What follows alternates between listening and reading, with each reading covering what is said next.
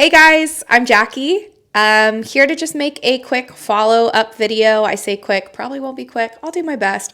On the video I posted a while ago, years ago at this point, about my experience on citalopram, aka Celexa, my antidepressant, anti-anxiety. And I got a lot of really good questions and feedback from you guys on that video. So today I just want to kind of follow up, let you know how I'm doing, how things are going. So let's dive in.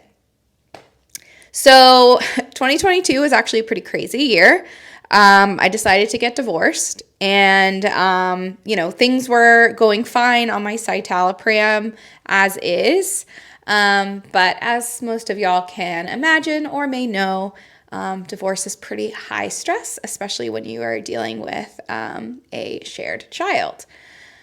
So by the end of 2022, I think it was around early December. I think my stress was so high, my anxiety, and I was just dealing with a lot, and it was too much for my medication to handle.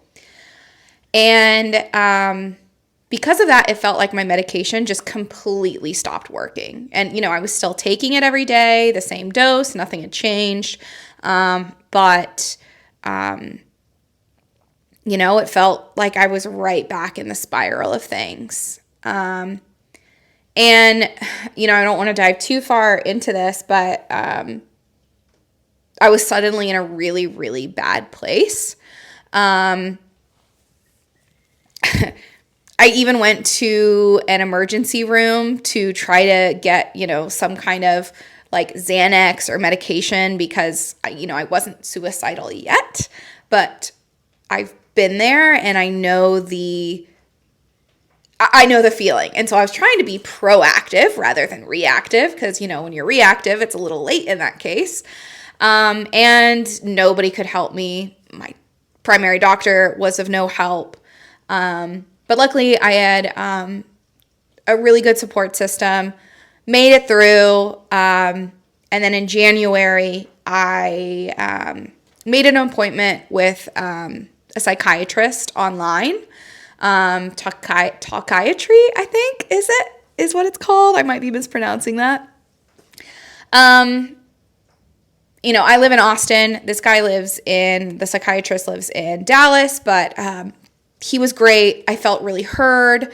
And he basically ended up prescribing me Lexapro, aka Escitalopram. So he explained it like, it's a mirror image of citalopram, which is what I was on, and was like, let's try this, see if it works. And then, move on from there. If we need to try something new, we can go from there. So I also told him about the struggle I had in December and, the debilitating panic attacks and just general anxiety. And he also prescribed me, and I'm sorry, I'm going to butcher this name, clonazepam, something like that. And that's like a take as needed. So I get like 4 to 5 of those a month, but have been able to stretch them out. So that was last January. So I've been on Escitalopram, aka Lexapro, for about a year-ish now. It's hard to tell with the symptoms, whether they're, from the medication itself or from getting older. I'm 33 now. Just from life changes, from stress. Like it's hard to tell like what my experiences are actually from. So I don't know if these things I'm about to talk about are from the medication itself. Part of it, I don't know.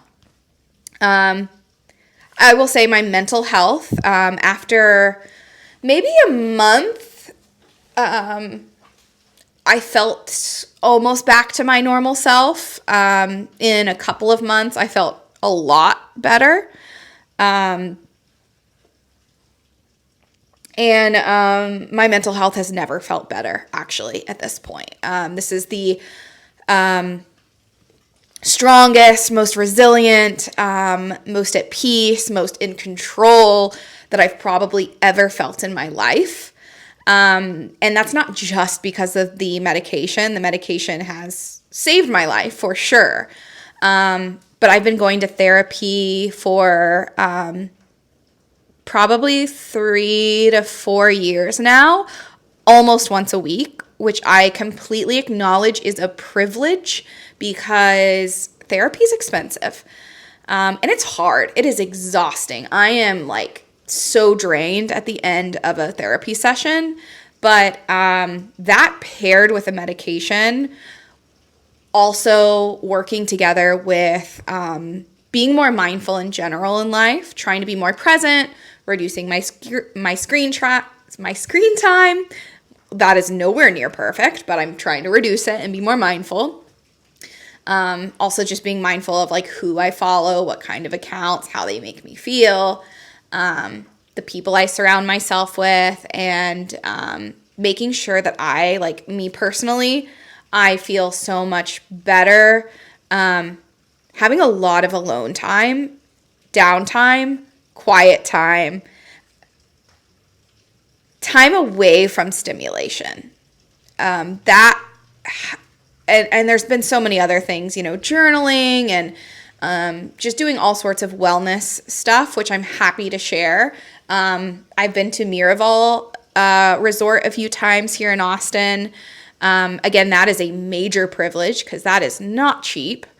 And I wish I could go more often, but because of the price and the time commitment, it's hard to do, but that's been life-changing as well. So, mentally and emotionally, I'm in a really, really good place right now, and Lexapro, Escitalopram, is a huge contributor to that. Some of the negatives that I've experienced in this last year or so are weight gain, which that's not always a negative experience for everyone. It is for me, who has had major body image issues in the past, and I'm learning to love and accept myself. And probably the most annoying side effect, and again, this might be partially by, from the medication. It might be not at all from the medication. I don't know. I have experienced restless legs throughout my life, before I was on medication. But the restless legs got so much worse in the last year. It is, if you haven't experienced restless legs, like, you are so freaking lucky. I can't even describe how it feels, but it is, it's all you can think about. It's like painful, but not in a painful way.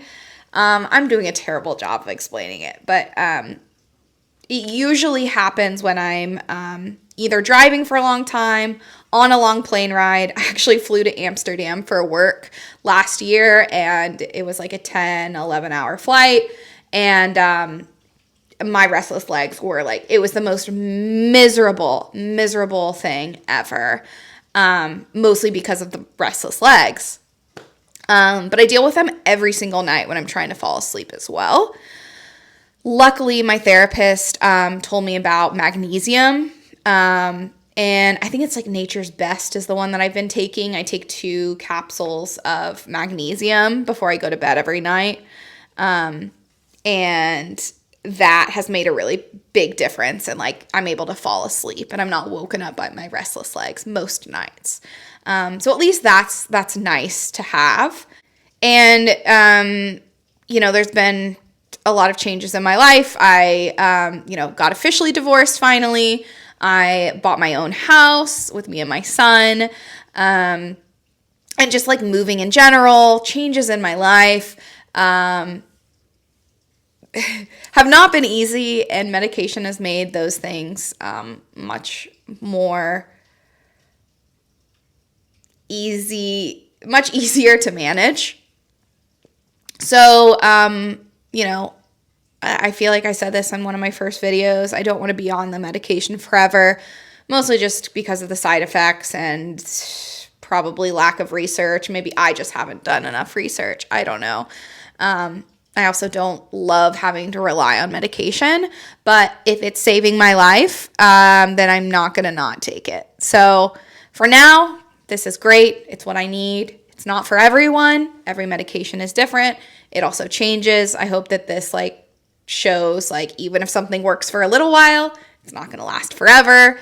And just being open and mindful about how medication is affecting you. So I'm no doctor. This is my experience. I'm just sharing it to hopefully help those who are experience similar things, to feel more validated or understood or heard, and to just have a community for people like us. So thank you so much for watching. Please add your comments. I know I'm terrible at responding, but one of these days I'll get back to it and maybe make another video years down the road. But anyway, thank you. I hope you have a great day. And please, please, please take care of yourself. You deserve to take care of yourself. You're worthy. You're enough. You're deserving of your self-love no matter what. Thanks again, everyone. Have a good one.